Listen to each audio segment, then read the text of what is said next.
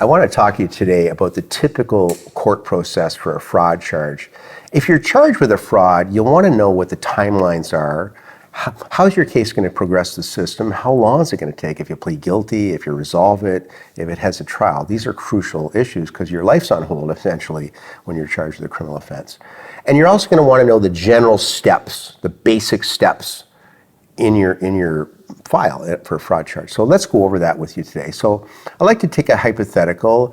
You're charged with fraud today. The police show up at your house, they arrest you, and they release you, say, on a promise to appear or an officer in charge undertaking.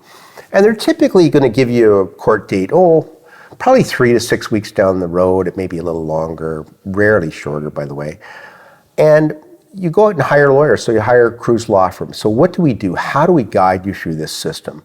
So the first thing we do, aside from giving you basic legal advice at this point with multiple meetings even before we received a disclosure, is we order the police reports, the disclosure it's called.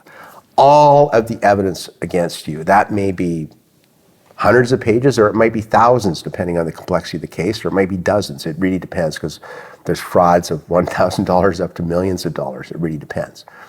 So we need all those documents to provide you with a proper legal opinion. We need to review them ourselves, come up with an opinion about whether we can win your case or whether it should be resolved, because it's not, some cases are so strong they can't be won. What do we think the Crown will offer us? Will they offer us a deal? Will they withdraw it? We always want the charge withdrawn if there's no reasonable prospect of conviction, or can we avoid a criminal record with a conditional discharge or even a peace bond, for example, repayment of money. So there's all options are on the table. I need to provide you with a proper legal opinion about what we should do with this file. What do you want to do is the important point, though, based on my legal advice. So I meet with you, we review this generally. It may be many meetings, especially with a complex case. We're going to want you to review the disclosure on your own as well and prepare notes and a statement for us that we may go through multiple drafts on that. And ultimately, I'm able to provide you with the opinion or, look, what are the odds of winning this case? Is it a strong Crown case? Is it weak? Is it somewhere in the middle? Is it 50-50? I can generally give you parameters of odds within reason, within a range of our odds of winning a trial. And I'm also going to advise you what I think the Crown might offer. I mean, that's an open question. I can't predict perfectly, but I have an idea what the Crown's going to offer.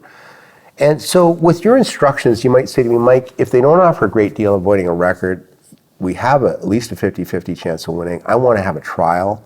Or you know what? I'm guilty. It's a strong case against me.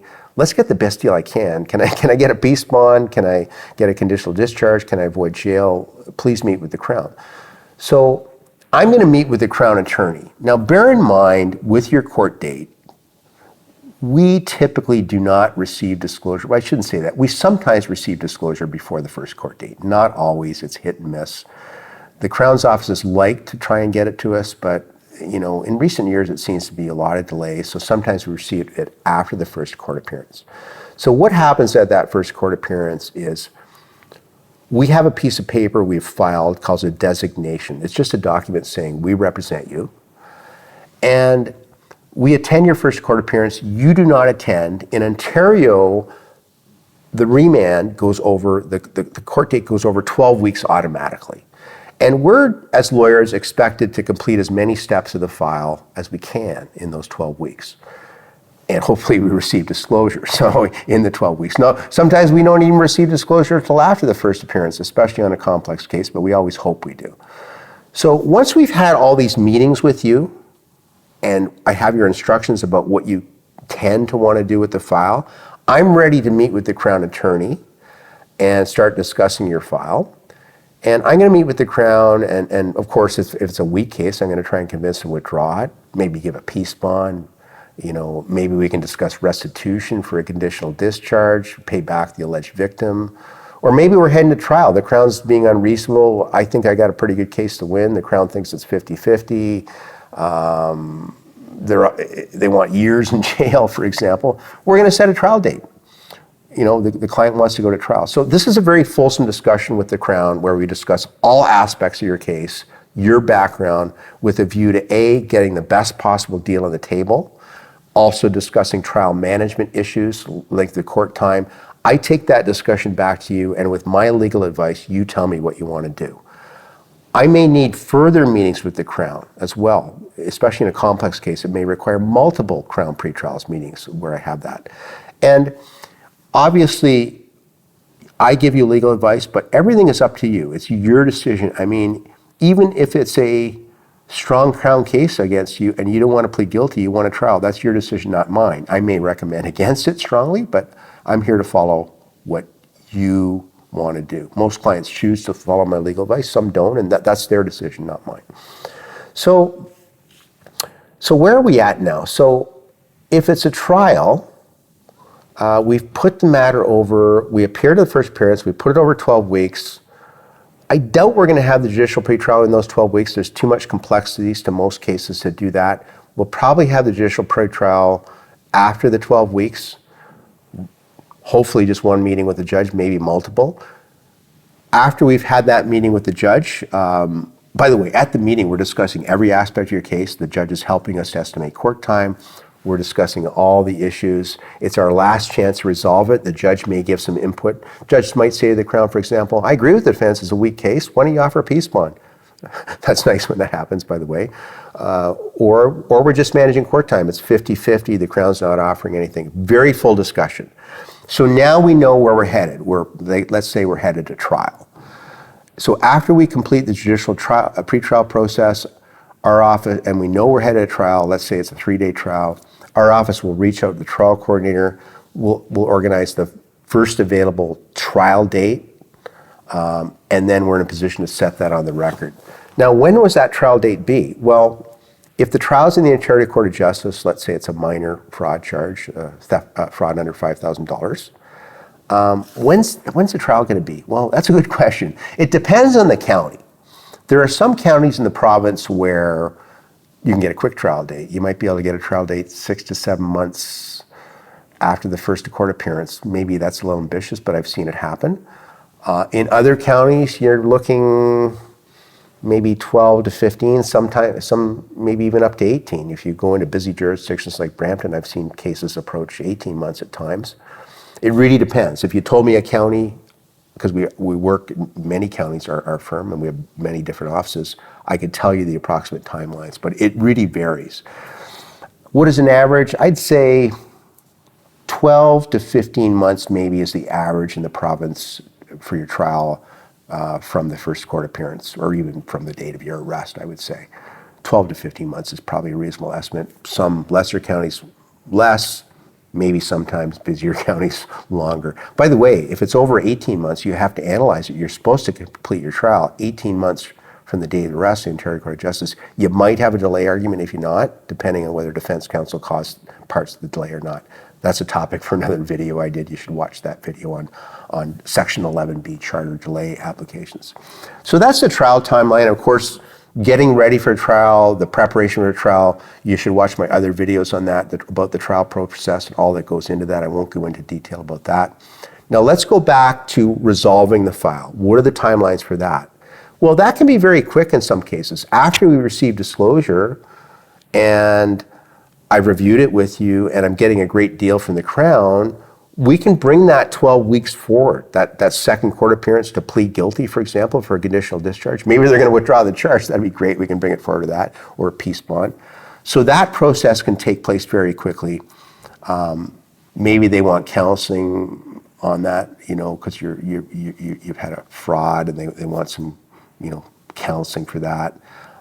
To get a peace bond or to get a lenient sentence. So that, when can we plead guilty? I would say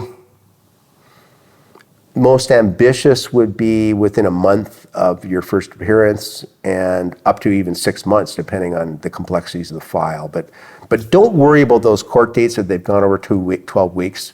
All the real work on these files takes place in my office, in the Crown's office, me working with the Crown, negotiating with the Crown, in a judge's office, me meeting with judges.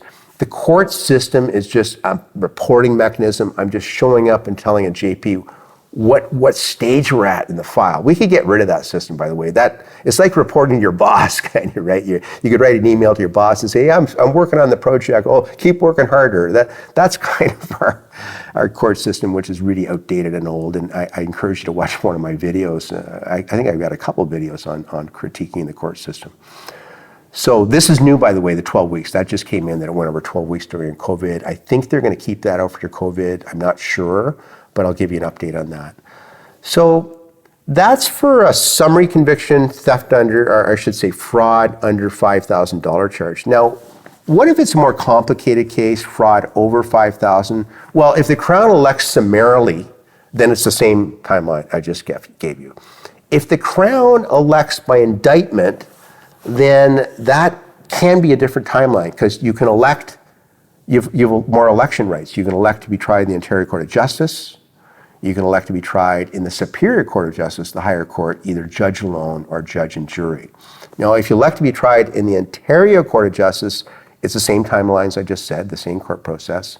If you elect to be tried in the Superior Court of Justice, either judge and jury or judge alone, it starts out with the same process that I just went over in the Ontario Court of Justice, but at some point you file an election document, say 4 or 5 months in the remand court, case management court, and it gets moved up to the high court, the Superior Court of Justice.